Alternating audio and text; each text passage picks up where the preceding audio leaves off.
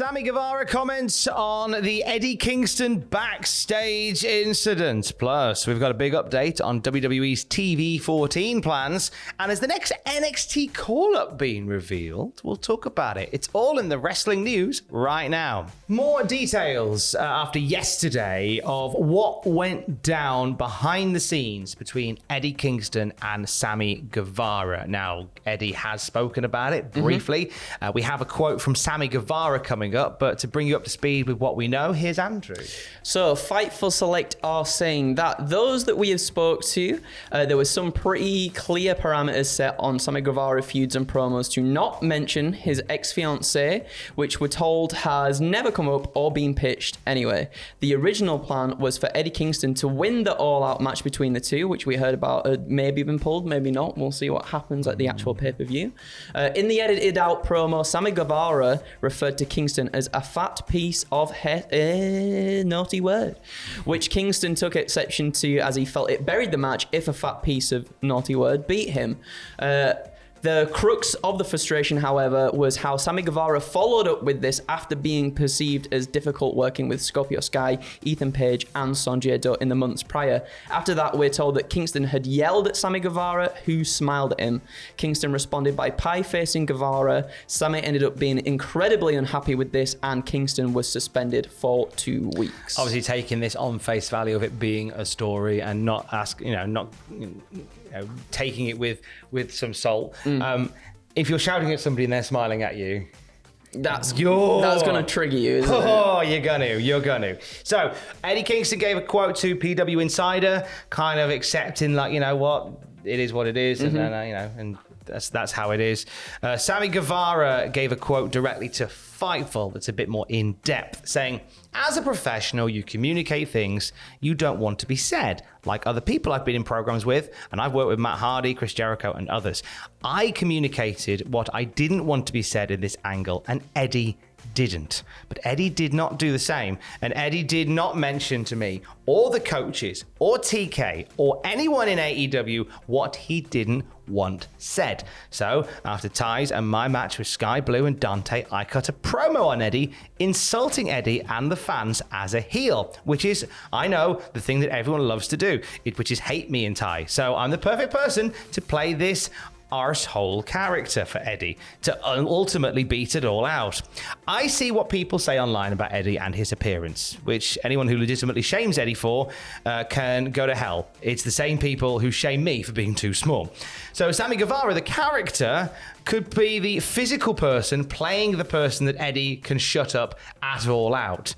However, Eddie did not do the professional thing and communicate to me, which, if he did, I never would have said it, because it's the last thing I want to do, hurt someone for real. So after the promo, I get to the back, and Eddie is flipping out, saying, "You can't call me fat," over and over, as I'm trying to walk down the stairs to Gorilla, making a big scene. People get in between us. Eddie tries to pie face me, and he more like touches my face. It was weird.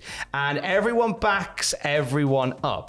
It was unfortunate because this promo was on a taped show and easily could have been edited, which they ended up doing anyways. I know this isn't Eddie's first time being aggressive and getting out of control backstage. I know he had to do some kind of anger management after this whole thing. This whole thing was very unnecessary, but it is what it is. Live and learn. On to the next we go. Matt Menard also tweeted about this, making some comments about Eddie Kingston, I apologize. Making some comments about Eddie Kingston, which kind of turns this into a storyline. It does, again. Do we see it becoming part of an on-screen thing? Yeah. I think I can at this point, especially if you've got people like Matt Menard sort of tweeting about it. But I'm not really sure if it's necessarily a good thing to do. No. Do you remember, like, obviously, you know, when we think about and it's obviously not to the extent of this, but you know, the Edge and Matt Hardy feud, when they legitimately built something around what was going on personally between the two. And they've even spoken out before being like, it actually wasn't a healthy thing to do at all. Like it really didn't help things in any way.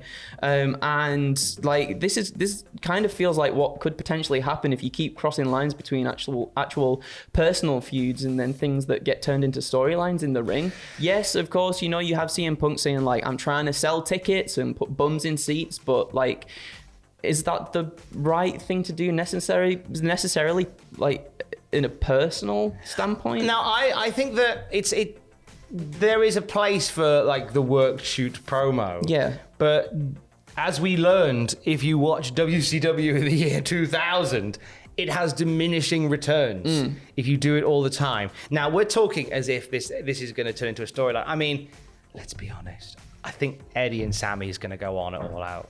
Yeah, I think so and too. I think they're going to use all of this Yeah. as part of it, in the same way that they will use the beef between Punk and Page when they get there.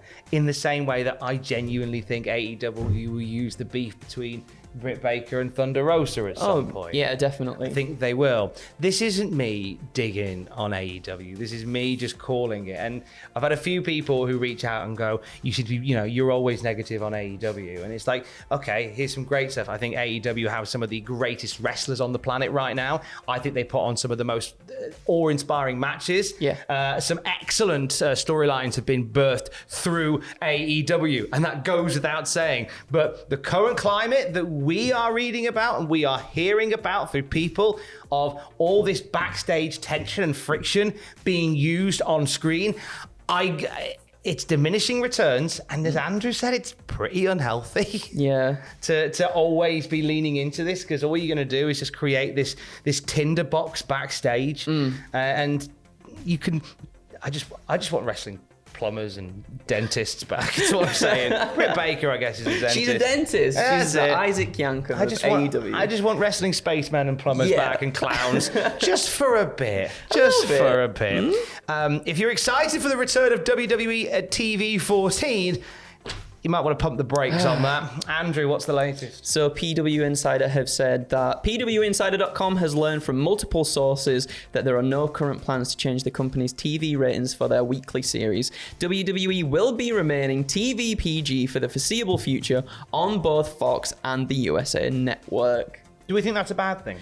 I think, and when I read this, I was like, do you know what? At one point, perhaps when Vince McMahon was in charge, TV-14 might have been a good thing to spice stuff up. But I think Triple H has proved that through good booking and good pushing of superstars, that you don't necessarily need TV-14. I think you can absolutely do incredible things without that there. I think what we forget is that I think people think, well, make it TV-14 and all the problems will be gone. Yeah. But what we forget is that the golden era of the WWF, where they made a lot of money, was family-friendly wrestling. Yeah, of course, yeah. That was when they did some of their best character work. So we can't discount that. Talking of which, Young Rock is casting at the moment, which I'm very excited about. So they're looking for someone to play a young Hulk Hogan for the episodes that are going to be set around 1985. They're going to dip back a little bit and do some stuff around WrestleMania. They're looking to cast somebody to play a younger Hulk Hogan. They're also looking for people to be cast as Mr. T, Cyndi Lauper, and Wendy Richter. Who would make a great Hulk Hogan? Now, there is conversations about somebody playing Hulk Hogan in a large scale biopic at some point. Mr. Chris Hemsworth. Who could I was having a look, but now obviously thinking about like a young Hulk Hogan, maybe it wouldn't sort of fit with it, but I was thinking Andrew Lincoln from The Walking Dead. Wow! I know he's a little bit older now, but I think he'd actually kind of pull it off. I think he's got the right sort of demeanor to do so. Maybe a little bit younger. I can't remember his proper name. He's Dean Winchester from Supernatural. Jensen Ackles, one of the two. I think he'd be pretty good as well. Oh, who do you think? I like that a lot. The chap who, I'd love to tell you his name, he played one of the wrestlers in the show Heels. Oh. And he played a Viking in Vikings. Oh. Alexander. Edge. Edge, that's it. You know the guy I mean, him. Or maybe, I think we dye the Butcher from AEW. Oh my God. We dye his handlebars blonde. Oh my God. Pop a wig on him. I think we keep all the tattoos on him though. Don't like really change him up that much. Keep all the tattoos on him. Just dye his hair blonde. And have him just eating a pork chop all the time. Failing that, Les Dennis. Oh. I like it. Tommy, you are perfect at this. I love this very much. Why aren't we casting Les Dennis as Hulk Hogan? Answers on a postcard. We end on talking of Young Rock, some more Samoan family news. With the revelation of the next NXT call-up. Who's heading up, Andrew? So PW Insider are saying that there's been a lot of talk over the last week within WWE NXT circles that Solo Sikoa, 29 years of age, young boy, could be main roster bound in the very near future, possibly as soon as next month. Sikoa is the son of Hall of Famer Rikishi, obviously, and the brothers of the undisputed WWE Tag Team Champions, the Usos. Do we bring him in with the family, with the bloodline? Is that too obvious? Well, the thing is, I think from NXT 2.0, he's kind of been building himself up to sort of be away from all of that. He wants to be his own person. And I kind of like that idea of him not necessarily having to lean into the family history to sort of make himself. However, I like him a lot, and I think he'd be very good on the main roster.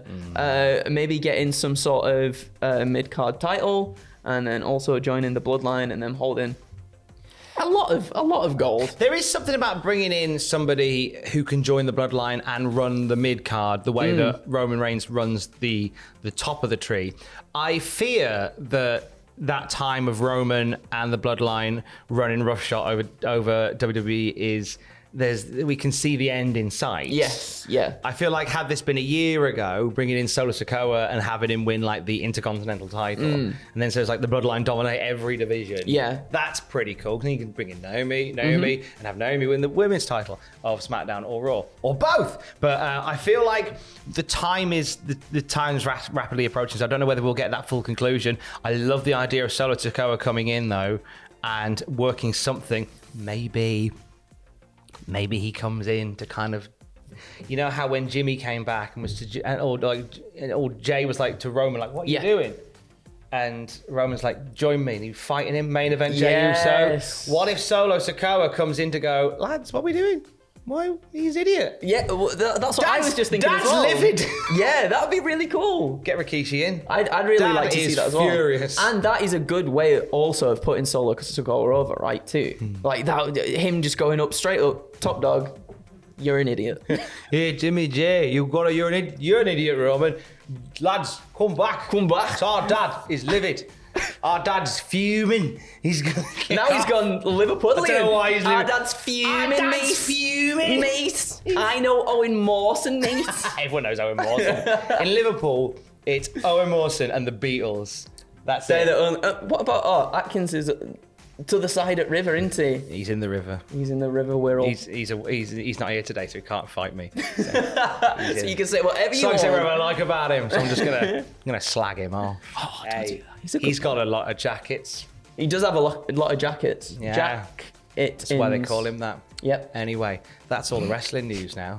Just a little dig on my colleague at the end there. And we'll have more throughout the day at cultaholic.com. Keys. Love you, bye.